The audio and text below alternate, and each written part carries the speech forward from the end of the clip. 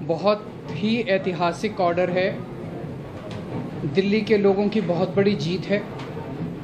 दिल्ली के लोगों के साथ जो अभी तक अन्याय होता आया, उनके साथ माननीय सुप्रीम कोर्ट ने न्याय किया है। आज से 8 साल पहले 23 मई 2015 को हमारी 14 फरवरी 2015 को सरकार बनी थी। फरवरी, मार्च, अप्रैल, मई 3 महीने के अंदर, सरकार बनने के 3 महीने के अंदर ही जैसे ही हमारी सरकार बनी 67 सीट आई। 3 महीने के अंदर ही प्रधानमंत्री जी ने एक आदेश पारित करवाया केंद्र सरकार से कि दिल्ली के सर्विसेज के मामले अब दिल्ली की मुख्यमंत्री के पास नहीं रहेंगे, वो एलजी के पास रहेंगे या केंद्र सरकार के पास रहेंगे। इसका क्या मतलब हुआ? इसका मतलब ये हुआ कि दिल्ली सरकार में काम करने वाले जितने भी ऑफिसर हैं, जितने भी कर्मचारी हैं, ऊपर से लेके नीचे तक, आईएएस अफसर से क्लास ए से लेके क्लास 4 कर्मचारी तक, चपरासी तक, सारे कर्मचारियों की ट्रांसफ़र पोस्टिंग, उनकी डिसिप्लिनरी प्रोसीडिंग्स, नई अपॉइंटमेंट, पोस्ट क्रिएट करना, पोस्ट एबॉलिश करना, पक्के करना, ये सारा जो है ये अब दिल्ली की चुनी हुई सरकार के पास नहीं होगा। यानी कि अगर मैं मुख्यमंत्री हूँ, मेरे सामने कोई कर्मचारी रिश्वत ले रहा है, मैं उसे सस्पेंड भी नहीं कर सकता, मैं उसकी ट्रांसफ़र नहीं कर सकता। एजुकेशन सेक्रेटरी कौन होगा ये हम नहीं तय कर सकते, हेल्थ सेक्रेटरी कौन होगा ये हम नहीं तय कर सकते। ये आदेश प्रधानमंत्री जी ने 23 मई 2015 को पारित किया। 8 साल हो गए उन बातों को, 8 साल से संघर्ष कर रहे हैं हम लोग। इस दौरान इस आदेश को इस्तेमाल करके दिल्ली के कामों को जानबूझ के रोका गया। हम दिल्ली में स्कूल अच्छे करना चाहते थे तो वो जानबूझ के ऐसा एजुकेशन सेक्रेटरी बिठाएंगे जो कि काम ना करे। हम अगर मोहल्ला क्लिनिक बनाना चाहते हैं तो जानबूझ के ऐसा हेल्थ सेक्रेटरी बनाया जाएगा जो कि काम ना करे। जानबूझ के ऐसा फाइनेंस सेक्रेटरी बिठाया जाएगा जो हर चीज के अंदर अड़ंगा अड़ाए। तो इसको इस्तेमाल करके दिल्ली के हर काम को रोका गया। एक तरह से मेरे दोनों हाथ बांध दिए गए पीछे और मुझे नदी में फेंक दिया गया कि अब तैरो। ये तो ऊपर वाले का शुक्र है कि दोनों हाथ बंधे हुए होने के बावजूद भी हम किसी तरह से तैरते रहे और ऊपर वाला हमारा साथ देता रहा। इन सारी कठिनाइयों के बावजूद दिल्ली के अंदर हम लोगों ने इतना शानदार काम किया पिछले 8 साल के अंदर। तो आप सोच सकते हैं कि अगर हमारे पास पूरी पावर होती तो हम कितना ज़्यादा काम कर सकते थे। आज हम सुप्रीम कोर्ट के जस्टिस चंद्रचूड़ के जो और 4 जजेस हैं उस बेंच में, संविधान पीठ में, उन सब के तहे दिल से शुक्रिया अदा करते हैं कि उन्होंने हमारे साथ न्याय किया। मैं दिल्ली की जनता को केवल नहीं देना चाहता, बधाई देना चाहता हूं और उनका शुक्रिया करना चाहता हूं कि जो इतना लंबा संघर्ष था, उस संघर्ष में दिल्ली की जनता ने मेरा साथ दिया। दिल्ली की जनता के साथ के बिना मैं कुछ नहीं कर सकता था। आज जो ये इतनी बड़ी जीत हुई है, ये उन्हीं के आशीर्वाद, दिल्ली की जनता के आशीर्वाद और उनके साथ का, उनके सहयोग का नतीजा है। कदम कदम पे उन्होंने मेरा साथ दिया, दिल्ली की जनता ने। अब हमें एक बहुत बड़ा मौका मिला है। दिल्ली का काम जो है अब ये 10 गुना स्पीड से होगा। आज के आदेश के बाद बहुत बड़े बड़े काम होंगे अब दिल्ली के अंदर जो सोच भी नहीं सकते। सबसे इम्पोर्टेंट है हमें एक ऐसा प्रशासन देना है दिल्ली के लोगों को जो कि रेस्पॉन्सिव हो, जो कि जनता की ज़रूरतों के प्रति सिंपैथेटिक हो, कंपैशनेट हो। तो अगले कुछ दिनों के अंदर आप देखेंगे बहुत बड़ा प्रशासनिक फेरबदल होगा। कई सारे ऑफिसर्स को, कर्मचारियों को ट्रांसफ़र किया जाएगा इस आधार पे कि उन्होंने अभी तक कैसा काम किया। कुछ ऐसे ऑफिसर्स हैं, कुछ ऐसे कर्मचारी हैं जिन्होंने पिछले कुछ महीनों में, 1 डेढ़ साल में दिल्ली की जनता के काम रोके, बंद हो जाएगा। अब जितने जो असेंबली के अंदर हम बजट प्रेजेंट करते हैं और जो जनता की बात रखते हैं, वो सारी चीजें अब हम कर पाएंगे। अधिकारियों की मीटिंग आपने बुलाई है, बड़े अधिकारियों, क्योंकि कहा जाता है कि यदि अब तक सीएस काम करते रहे तो क्या होगी मीटिंग? ऑफिसर्स को चिन्हित करके उनको अपने कर्मों का फल तो भुगतना पड़ेगा।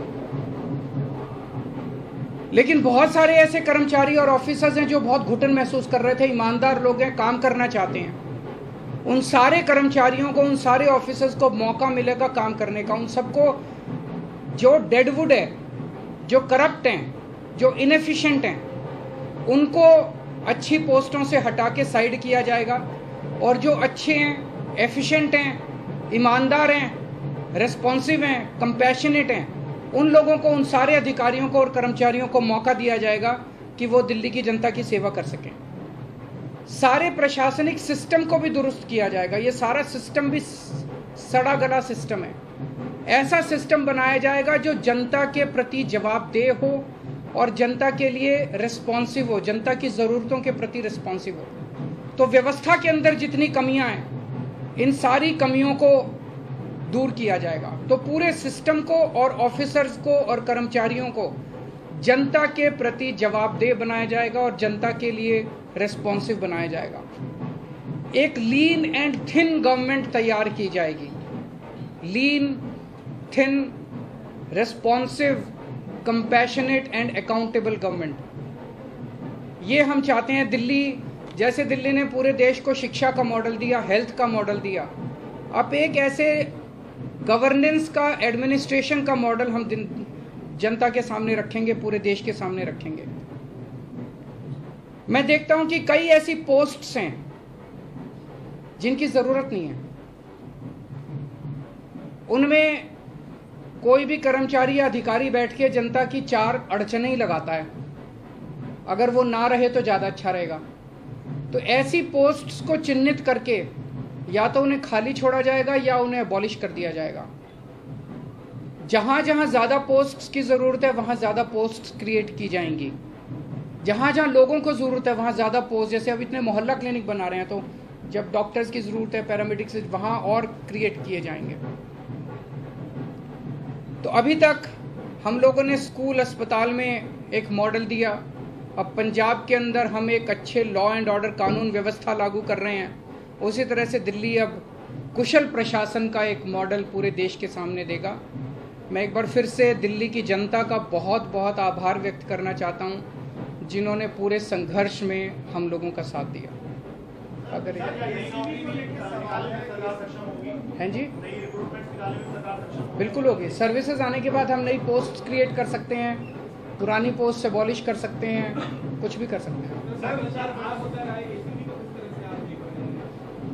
एसीबी अभी चुनी हुई सरकार के पास नहीं है, लेकिन विजिलेंस अब आ गया है। तो जो लोग अगर गलत काम करेंगे, भ्रष्टाचार करेंगे, कानून के हिसाब से काम नहीं करेंगे, उनके ऊपर विजिलेंस की कार्रवाई, डिसिप्लिनरी प्रोसीडिंग्स, विजिलेंस प्रोसीडिंग्स की जा सकती है। शाम को आप एलजी साहब से मिलने जा रहे हैं, उसमें क्या बातचीत होने की संभावना है? क्या आप उनको अब यह अनुरोध करेंगे कि वो अब और किसी प्रकार का अड़ंगा ना लगाए, और सुप्रीम कोर्ट ने जो निर्देश दिया उनसे आशीर्वाद लेने जा रहा हूँ। आपको लग रहा है कि ये पावर तो मिल गई है, पावर से ज्यादा जिम्मेदारी बढ़ गई है अब आपकी, क्योंकि अब तक आप बहुत सारी अड़चनें भी आपने बताई, लेकिन अब वो काम आपको कराना ही होगा। नहीं, जिम्मेदारी तो पहले भी थी। वो जिम्मेदारी विदाउट पावर थी। अब जिम्मेदारी विद पावर आ गई है। जिम्मेदार देखिए, जब भी जनता वोट देती थी तो वो तो यही कहती थी, जी हमने तो केजरीवाल को वोट दे दिया। अब केजरीवाल जाने पावर है कि नहीं है उसके पास। जनता को के विचारों को क्या पता, टीबीआर क्या होता है, आर्टिकल 239AA4 क्या होता है, उनको क्या पता बेचारों को। जनता तो वोट दे देती है, लेकिन हमारे पास पहले उन जिम्मेदारियों को पूरा करने की पावर नहीं थी, शक्ति नहीं थी। अब शक्ति दे दी है सुप्रीम कोर्ट ने हमें।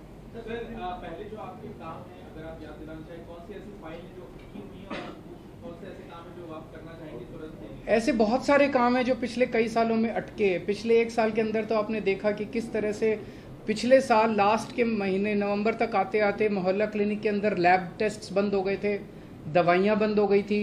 जल बोर्ड जो है, बजट, असेंबली ने बजट पास कर दिया, लेकिन कुछ ऑफिसर जो हैं वो बजट रिलीज नहीं कर रहे थे।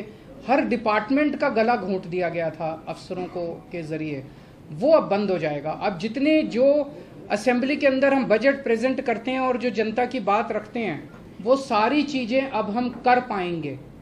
सर, अधिकारियों की मीटिंग आपने बुलाई है, बड़े अधिकारियों, क्योंकि कहा जाता है कि यदि अब तक सीएस काम करते रहे तो क्या उन्हें मीटिंग के लिए आपने बुलाया? जरूर बुलाएंगे, अब आने वाले टाइम में मीटिंग्स तो होती रहेंगी। सर, अभी हाल के दिनों में बहुत सारे ऐसे फैसले एलजी ने लिए जो कि मतलब सरकार के अधिकारों का उल्लंघन करके खुद से लिए गए, क्या अब उन फैसलों को रिव्यू भी किया जाएगा? वो फैसले कई सारे गलत हैं, इनफैक्ट कई सारे तो सुप्रीम कोर्ट में पेंडिंग है। कल एल्डरमैन का केस आ रहा है सुप्रीम कोर्ट के अंदर, ट्यूसडे को डीआरसी के चेयरमैन की अपॉइंटमेंट का केस आ रहा है, फिनलैंड जो हमारे टीचर्स को नहीं जाने दिया उसका केस सुप्रीम कोर्ट के अंदर पेंडिंग है।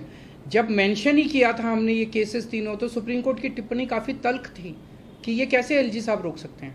एल्डरमैन की अपॉइंटमेंट बिल्कुल गलत हुई है। जो डीआरसी के चेयरमैन 4 महीने से फाइल एलजी साहब के पास पड़ी हुई थी, एलजी साहब ने अपॉइंटमेंट नहीं होने दी, तो हमें सुप्रीम कोर्ट जाना पड़ा। मुझे लगता है कि अब इतना सुप्रीम कोर्ट जाने की, हाई कोर्ट जाने की जरूरत शायद ना पड़े। अब शायद हम अपने स्तर के ऊपर ही कई सारे निर्णय ले सकते हैं।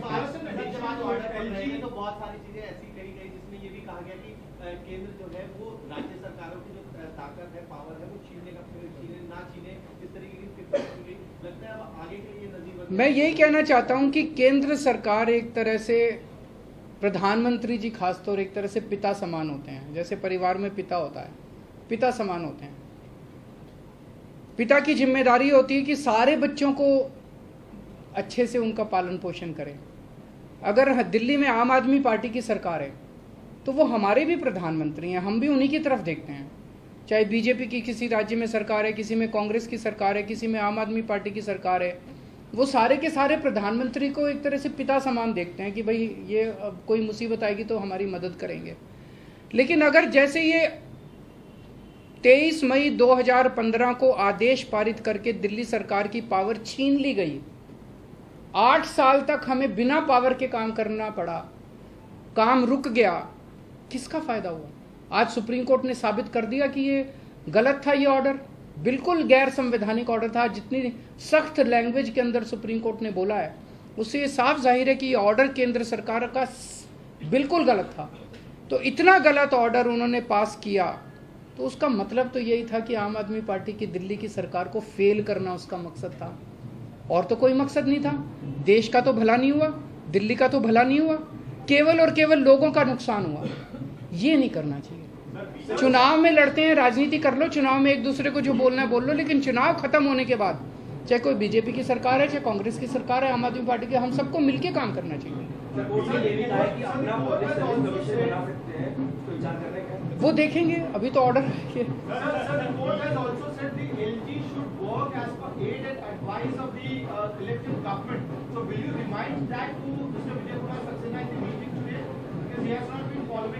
जब उनका आशीर्वाद लेने जा रहे हैं तो सारी चीजों पे आशीर्वाद है जी, मिलके काम करेंगे। बीजेपी के नेताओं को बयान ऐसा भी आ रहा है कि अभी संसद भी है, संसद में कानून भी बन सकता है, अगर गलत लगेगा तो उसमें बदलाव कर देंगे, बड़ी बेंच के पास भी जाया जा सकता है। ये पहले भी कोर्ट में दलील दी थी केंद्र सरकार की तरफ से कि 9 बेंच के जाया जा सकता है इस मामले को लेकर।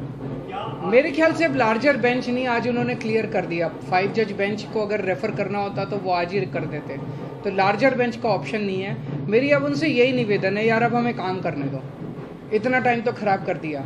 अगर आपने दिल्ली पे राज करना है तो दिल्ली के लोगों का दिल जीतो ना, कि अगली बार आम आदमी पार्टी को वोट ही ना दें लोग। ऐसा काम करो, मतलब काम में टांग क्यों उड़ा रहे हो? जब तक हमारी सरकार है हमें काम करने दो, कल तुम जीत लेना, तुम काम कर लेना, टांग तो नहीं अड़ानी चाहिए। सर, महाराष्ट्र का जो फैसला आया है, बस की फाइल आपने पहले भेजी थी, 2 दिन पहले ही बस सामने की मीटर फाइल आप भेज चुके हैं, 2 फाइल जो लेटेस्ट आपने भेजी है, क्या उनका जवाब आ गया है या अभी आया नहीं? कानून के अंदर एलजी साहब के पास 7 दिन का टाइम होता है, तो वो भी मैं आज उनसे रिक्वेस्ट करूंगा कि 7 दिन में क्लियर करना चालू करें फाइलों। सर, महाराष्ट्र का जो फैसला आया है उसमें भी राज्यपाल की भूमिका को बहुत ही, मैंने उसको पूरा पढ़ा नहीं है, मैं अपना फैसला सुनने के बाद मैं थैंक यू सो मच।